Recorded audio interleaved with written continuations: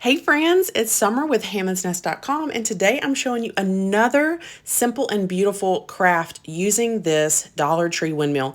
So if you may have seen recently, I just showed y'all another idea using the windmill and a candlestick, so be sure to check out my video library on Facebook or YouTube for that one. But I just couldn't help myself. I had this other idea in my head and I went ahead and decided I'm going to show it to you. So I snipped off that welcome sign with some wire cutters. We're just going to be focusing on this part of the windmill. I'm going to do a really cool, unique finish on this using cinnamon and Mod Podge.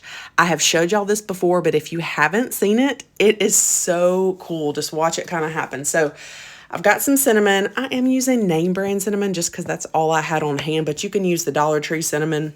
And all you do is brush on Mod Podge, which is a white glue. You sprinkle the cinnamon. I typically have like a couple plates and a cup of Mod Podge, and I just work in small sections. And it's kind of like if you've ever seen when people are like using the glue with glitter and all that to get it to stick. It's the same concept, except you're using cinnamon. Now, the real magic happens after you put on that first coat of Mod Podge and sprinkle the cinnamon and it glues.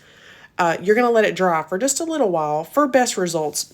And then you're actually going to seal it with more Mod Podge. And that's when it begins to look like rust. So this is a beautiful faux rust technique that happens to smell really good wherever you're crafting. And you can use it in, I'm doing full coverage just about on this windmill just because that's the effect I'm going for. But you could do it in just spots. Like if something was painted and you just want it to look like it had rusty spots, you could totally do that. But so I've gave that Mod Podge just a little while to set up, and now this is what it's going to look like while you're sealing it. But it looks white and it's going to dry clear, so just wait for that to happen. I'm going into super fast mode here. Save your time. I just want you to see the general idea of what it's going to look like. All right, everything is sealed in place with that Mod Podge. And now let's come back and see. Look at that. Is that not amazing? Okay, so it looks pretty cool just as is, but I'm going to go a couple extra steps further. And I'm going to use a couple of different craft paints just to add some extra dimension and interest. The first one you're going to see me brushing on here is a folk art acrylic paint in the color Burnt Umber. I've really fallen in love with this color. I use it a lot kind of just to add that antique vintage look on some things.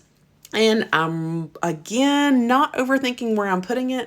I'm just trying to add, it's a little bit of a different tone brown than the rust. So it just adds, like I said, extra interest. Then I have the Waverly chalk paint in the color Ink, which is just a black. And then that is where I really, when I started brushing this color on, I went, oh yeah, that looks really super good. So like I said, the cinnamon creates a cool rust all on its own. But if you add this little extra touches to just something, like I said, that makes it look even better to me, in my opinion. But so once I'm kind of happy with that, we will pull out a beautiful piece of vintage beadboard that is going to be the base of our windmill. So like I mentioned, I'd already showed y'all a really cool idea using this and a candlestick, but we happen to keep the two rods coming down from the windmill. So we're going to actually make a base where it stands, freestands. It's so cool because I had this piece of wood and I was like, I just saw it in my head and I thought it would look so good. So here's the trick though.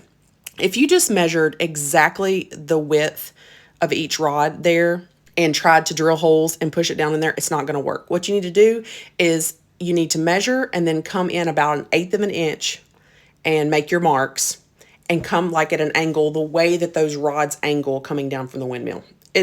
I may make it sound more complicated than it is, but it really wasn't hard. So what happens is you drill those holes, and when you push it down and push it out, they're able to kind of really fit tight in there. Now, it actually stayed in pretty well, but I'm going to pull out my handy E6000 industrial glue.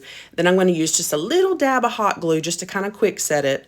I'm pushing that industrial glue down in there in the holes. And once I get a little dab of hot glue in there, then I'm going to put my windmill in and just press it, and it's just going to set, and you could pick it up by the windmill if you wanted to.